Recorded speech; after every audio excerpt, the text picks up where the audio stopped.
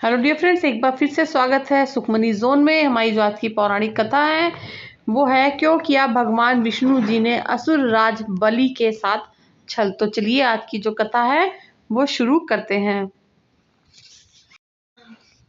असुरों के राजा बलि की चर्चा पुराणों में बहुत होती है। वह अपार शक्तियों का स्वामी लेकिन धर्मात्मा था। दान पुण्य करने में वह कभी भी पीछे नहीं रहता था।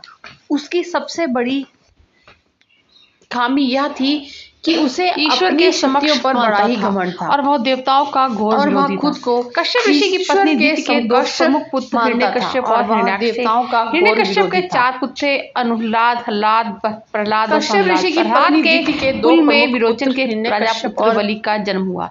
राजा बलि का राज संपूर्ण दक्षिण भारत में था। उन्होंने महाबलिपुरम को अपनी राजधानी बनाया था। आज ही केरल में ओणम का पर्व राजा बलि की याद में मनाया जाता है। कुल विरोचन राजा बलि ने विश्व विजय की सोचकर राजा किया और इस यज्ञ के चलते उसकी कुल में विरोचन के पुत्र राजा बलि का जन्म सहित उसने 58 यज्ञ राजा बलि का राज्य इस तरह उसके राज्य शक्ति का विस्तार होता ही जा रहा था। महाबलिपुरम तब उसने इंद्र के राज्य पर चढ़ाई करने की सोची। इस तरह राजा बलि ने 99 यज्ञ की ओणम का पर्व राजा बलि की याद में ही मनाया जाता है।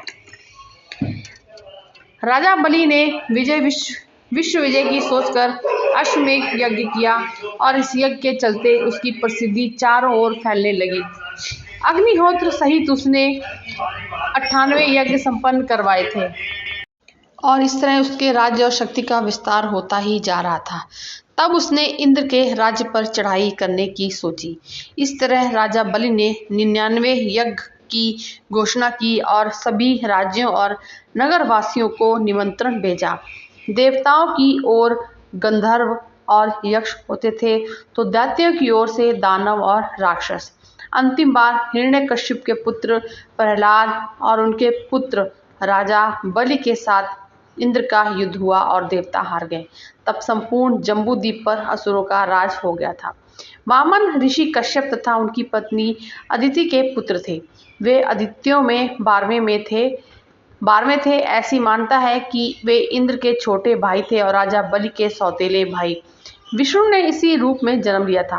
देवता बलि को नष्ट करने में असमर्थ थे। बलि ने देवताओं को यज्ञ करने जितनी भूमि ही दे रखी थी। तब सभी देवता विष्णु की शरण में गए।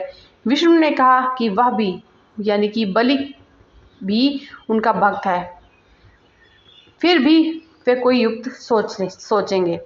तब विष्णु ने आदित्य के यहाँ जन्म लिया और एक दिन जब बलि यज्ञ की योजना बना रहे थे तब वे ब्राह्मण वेश में वहां दान देने पहुंच गए। उन्हें देखते ही शुक्राचार्य ने उन्हें पहचान लिया। शुक्र ने उन्हें देखते ही बलि से कहा कि वे विष्णु हैं, मुझसे पूछे बिना कोई भी वस्तु उन्हें दान मत करना। लेकिन बलि ने शुक्राचार्य की बात को नहीं सुना और वामन के दान मांगने पर उनको 3 पग भूमि दान में दे दी। जब जल छोड़कर सब दान कर दिया गया तब ब्राह्मण वेश में वामन भगवान ने अपना विराट रूप दिखा दिया।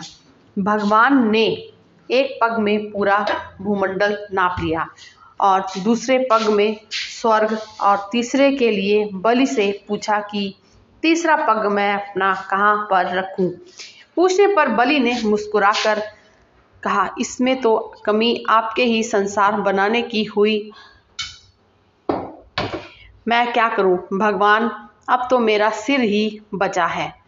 इस प्रकार विष्णु ने उसके सिर पर तीसरा पैर रख दिया।